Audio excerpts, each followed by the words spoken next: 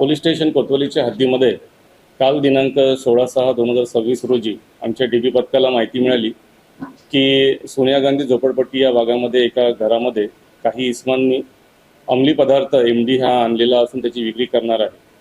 त्या अनुषंगाने मान्य वरिष्ठांना माहिती देऊन पंचांना बोलून त्यामध्ये रेड कारवाई करण्यात आली।